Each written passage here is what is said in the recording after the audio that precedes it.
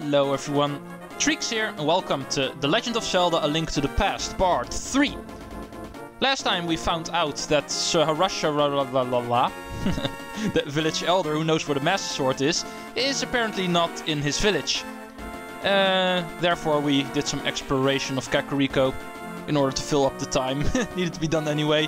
We stopped here at the south end of Kakariko village, where Hyrule Field music already starts playing, but I still consider it part of Kakariko village. This is the final house we have not been into yet. However, there's nothing really too special here. It's another chess game, as you can see. We can pay rupees and either get the rupees back or make more rupees or lose a lot of rupees. There's no prize to get here, just pointing out it's here. And with that, yeah, everything in Kakariko village is officially done. So now we're heading this way. X marks the spot, because in Kakariko we did find someone who knew where Sahasrahla was. So let's make our way there. And let's make a little detour while we're in that corner. We're heading east now, to the east of Hyrule. We're passing our house and moving further east in order to meet the village elder. Officially known as Sahasrahla, but it's way more fun to just screw up his name multiple times. Ooh, these guys have bow and arrow now. I'd like to have bow and arrow. But as long as you have a shield, you can block it, as you can see. Shield's being held up automatically. As long as you don't move, your shield is active, as you can see. So approach these guys carefully. Yeah, the time of the soldiers just holding sword and shield, so that is over. Bow and arrow is apparently also an option for them now. Okay, we're at the screen of our house, so we're at familiar territory again, you might say. We've made a complete loop of Western Hyrule. So now let's take a look at Eastern Hyrule. What do you have to say? Shopping ahead at Lake Hylia, south. Don't really have anything to do right now there, so if you don't mind me checking that out later. Let's move up, because looking at the map, you know this is where we need to go in order to get to the Eastern Palace, where Sahasrahla apparently is, which is this way to be precise. But like I said, I'd first like to do a little detour, because there's something near here that we can already pick up, so might as well. Remember the mushroom we just got in the Lost Woods? Let's make use of that now. Because the mushroom has one use in this game, and that is over here. It's basically a trade item, you might say. This game lacks a true trading side quest, but and this sign here will tell us this way, north and then east for the magic shop and the Waterfall of Wishing. Also something we heard of in Kakariko. But unfortunately the Waterfall of Wishing is not something we can do quite yet, so we'll be taking a look at that later. But the magic shop we can work with, because we have a mushroom. And here, the witch is brewing her potion, the smell of rotten fruit. If you give me that mushroom, I can finish my brew. And yeah, then all we have to do is give her the mushroom, equip it and just use it as an item. Drop by the shop later for a special surprise. Yeah, for some reason it does not get active immediately, so you have to leave the screen for some reason. So, might as well do that quickly. Put an actual item I can use back in my slot. Okay, just leaving the screen should be enough for it to trigger. Because she will give you a reward, but for some reason it doesn't spawn immediately. Yeah, there it is. It's a bag of magic powder. Just press A to pick it up. This is magic powder. Try sprinkling it on enemies and many other things. And who are you? Red is the medicine of life, green is the medicine of magic, and blue renews both life and magic. Here, taste a sample of the red potion. Yeah, she basically explains what all the potions do. And you can also buy them here, as you can see. The green potion is all I usually buy, because running out of life is never really an option in this game. But you can also buy both by just purchasing a blue potion. I usually just stick with the green. The medicine of magic. You can recharge your mystic energy with it. Just remember, you need to have a magic bottle in order to keep it in. You're not able to keep this on your own. These are the kind of things that you use your bottles for. There's also a couple of other things you can store in them. Maybe I'll point them out later, once we meet them in the game. But for the most part I usually use them to store magic, medicine, green potion. Because magic is something I do tend to run out of, especially when later game items start using a crap ton of magic all the time, and yeah, having that can be handy. Running out of life usually never happens. And there's also a lot of other ways to counteract that. But anyway, this cave over here is actually a fairy fountain. Even those return in this game. Once you're wounded, you're not full health, you can speak to the Great Fairy here and she'll heal you fully. Works only once, of course, but why would you want to use it twice? Because the first time you already get fully healed. And the moment you return, she will be back there, so don't think it's a one-time use per game, it's one-time use per screen. Okay, these Ox Rocks can be annoying. I usually don't care for them too much, but if they start hitting me, then I do care. Okay, let's move into these ruins now. The ruins where Sahasrahla is apparently supposed to be. And in fact, this little building over here is where we will find him. There you finally are. Took us a while to find you.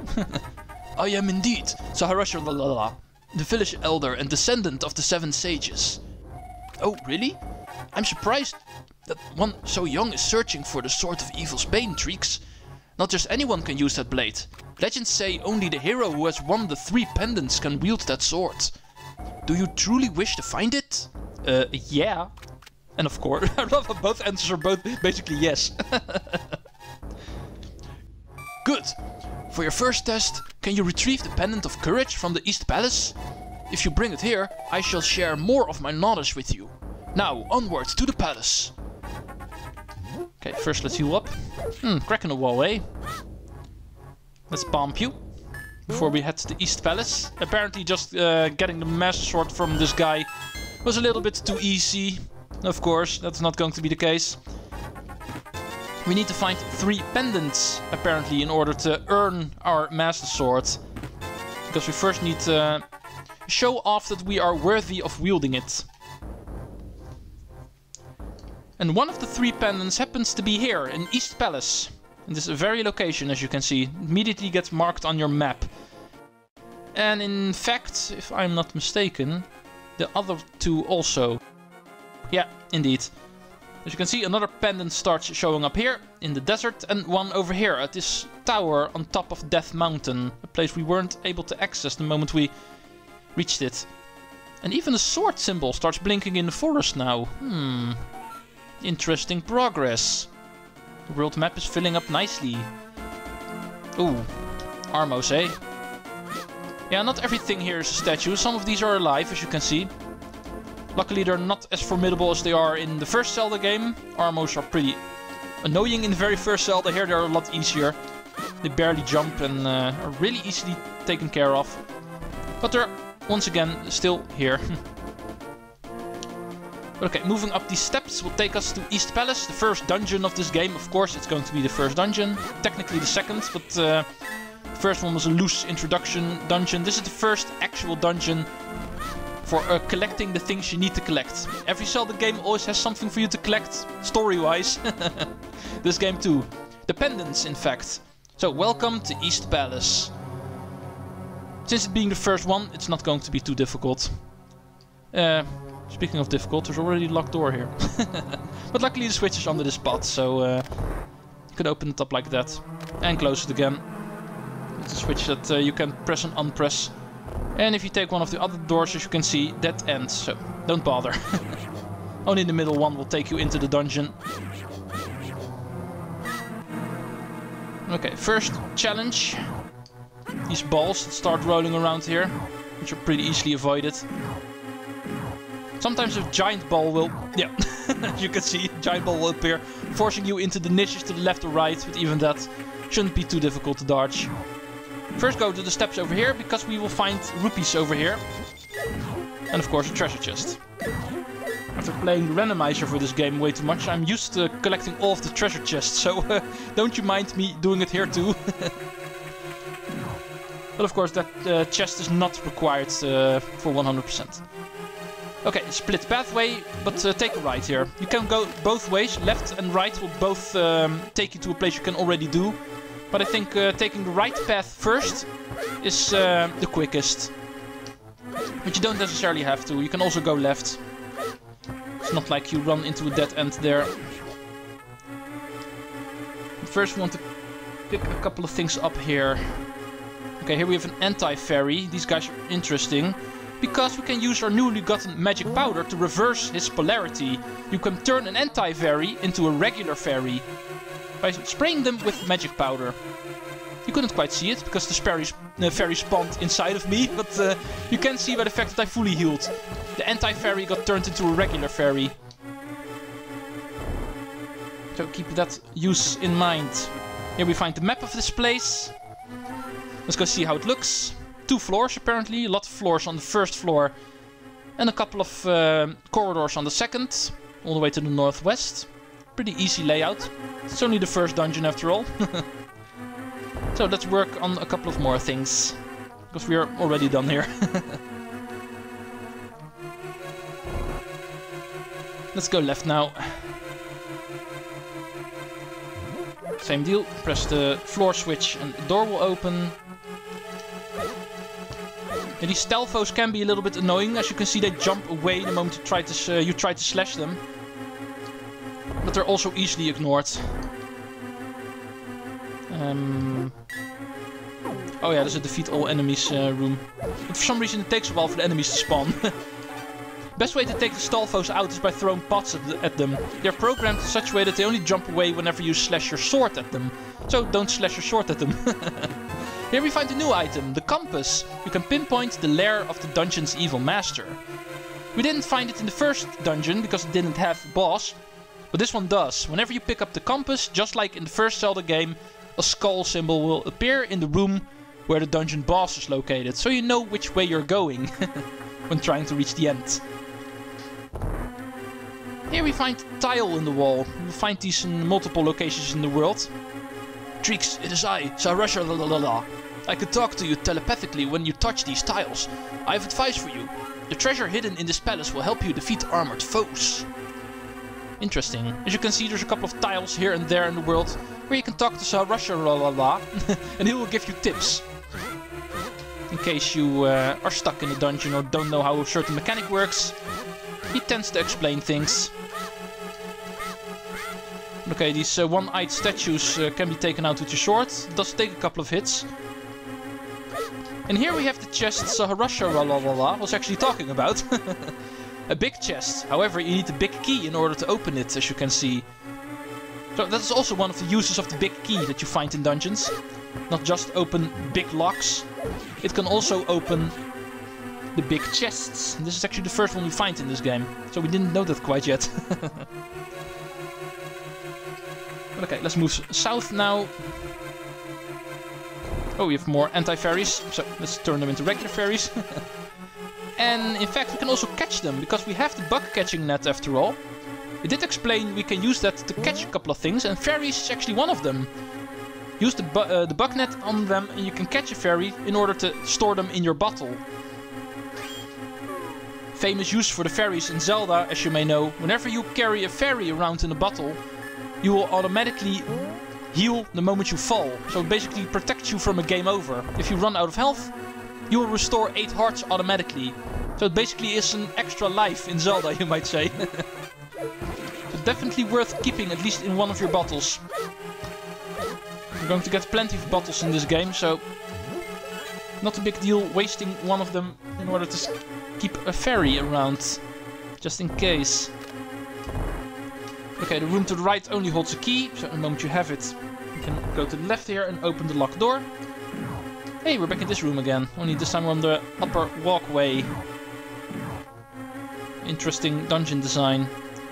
But anyway, this is the room where we wanted to be, because as you can see by the big pedestal over there, something of importance is going to be happening here. So, we need to defeat all enemies, I'm pretty sure. Because I don't see a switch. I'm pretty sure this is defeat all enemies. Then the anti-fairies there should disperse. Because no, they're not there for nothing. Bye. Yeah, there they go. Giving us access to that pot. Suspicious, right? And that's because there's a switch holding the big key for this place. And since we just saw a big chest, that is immediately going to be our prey. There's also a big key door here, which we can use as a shortcut to enter back here again. at the Sahasrahla tile. Okay, chest time. Of course, this is going to have the dungeon item, because what else would there be in here? And it is, in fact, the bow. You can now shoot arrows, at least until you run out of them. And we get 10 arrows automatically the moment you get this item, so start using it. Even though you don't really have to against these stealth foes, because you can take these out with your sword as well.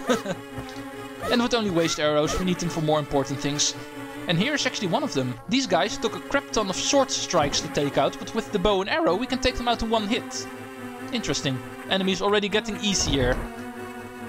Okay, let's head further north to the second floor we saw on the map, because the compass gave away that is where the boss is, so let's make our way there. We've got everything we want. Map, compass, big key and dungeon item.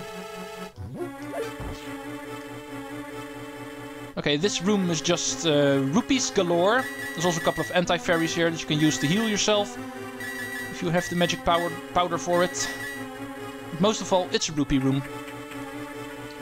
Like I explained last time, you're going to need more than 1,000 rupees in this game if you want to get everything, so never skip out on a lot of rupees. You're going to need thousands of them in this game, so pick them up as much as you can. Okay, switch. Don't press it twice. Ah, interesting. A lot easier with the bow and arrow. Apparently that was the switch that come on to open the door. Always the brilliance in design when it comes to Zelda. How they design their dungeons is always amazing. The moment you get the dungeon item, they immediately make very good use of that dungeon item in order to make things easier and solving puzzles. One of the things that makes Zelda so great. And I don't like this room. Which one's the real switch? Okay, top left. Let's remember it for next time. I'm probably not going to. For some reason I can't remember which the correct switch is, because it's not random. It's always the same one. Okay, here we have a red one. As you can see, sword strikes no longer work on these guys. These guys we have to defeat with bow and arrow. Which is not a problem, since we have that. But okay, the moment you find this symbol, the skull with the horns on it, you know it's boss time. Usually there's no rooms or sometimes one room in between. But the moment you find the skull with the horns, you know the boss is near. And therefore the end of the dungeon. This boss is apparently guarded by 2 of these red Cyclops dudes. Use the pots to heal up on arrows or hearts if you need it. And let's move on with the first boss, the Armos Knights fight. Which is really easy with the bow and arrow. They start jumping around, so it is pretty tricky to hit them. But with bow and arrow, they only take a couple of hits per knight in order to take them out. Officially, you can also use your sword, probably as a fail-safe in order to prevent you from soft-locking yourself if you run out of arrows. But you can also take these guys out with your sword. But just like with the Cyclops statues, it takes a lot longer. So it's technically harder to defeat them with your sword, but not impossible. But as long as you have arrows, just use your arrows. They are pretty easy that way. It's only the first boss after all. Pick up the heart container and the first pendant. The Pendant of Courage. We learned about them in this episode, and that very episode we immediately get our first pendant. You won the Pendant of Courage. Take it to Sahasrahla. Only 2 pendants remain. I always immediately have to start laughing the moment I try to make something weird out of Sahasrahla's name. Sahasrahla. Even if I try to do it seriously, it's hard to pronounce. The whole reason why it became a cultural thing to pronounce his name wrong. Deliberately. Let's go show him our pendant. Because we did good. So, you got the Pendant of Courage. Then I shall tell you more of the legend. Generations ago, an order of knights protected the Hylian royalty. These knights of Hyrule were also guardians of the Pendant of Courage. It has been said that whenever disaster waylays the royal family, a hero shall emerge from the bloodline of the Knights of Hyrule. Unfortunately, most of them were destroyed in the Great War against evil that took place when the 7 sages created their seal, so it was thought that a hero would never again emerge. But lo, I believe that you're our hero, Treecks. Find the remaining pendants. And carry this with you. It's a treasure passed down by the families of the sages. I want you to have it. He gave you the Pegasus shoes. Now you can execute a devastating dash attack. Hold the R button for a short time. An item that shall aid you is hidden in the cave on the east side of Lake Hylia. Go find it. Even more items. Only this time he's not going to give it to us. Let's check out our new boots. As you can see, the moment we press R now we can run. And the running is not just running aesthetically, it also works as an attack. Something that we're going to use next time in order to get a couple of things. He was pointing us out towards Lake Hylia, an item we can get there to the east, right over here. And that is what we'll be getting. Since apparently it's important.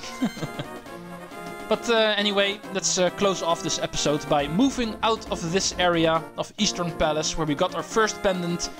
And apparently 2 more need to be gotten before we are awarded the Master Sword. So, thank you all for watching. This first dungeon even.